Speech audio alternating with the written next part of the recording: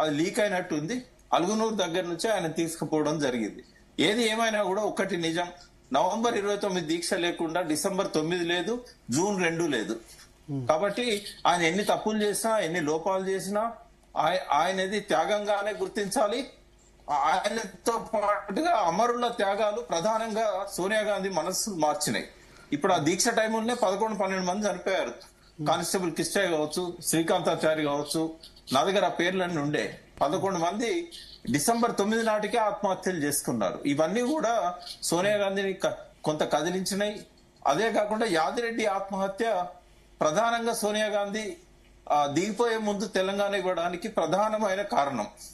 ఆయన డైరెక్ట్ సోనియా గాంధీకి అడ్రస్ చేస్తూ పార్లమెంట్ ఎదురుగా చెట్టుకు ఉరిపెట్టుకొని చనిపోయాడు.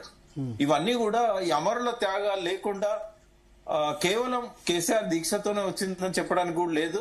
ప్రకటన వచ్చింది మాత్రం కేసీఆర్ దీక్ష వల్ల. ఇప్పుడు కేసీఆర్ యొక్క కొంత పట్టుదల దీక్ష ఎక్కడ కూడా అంటే వేరే వాళ్ళకు లొంగకుండా ఉండడం, ఇది కొంత పనిచేసింది.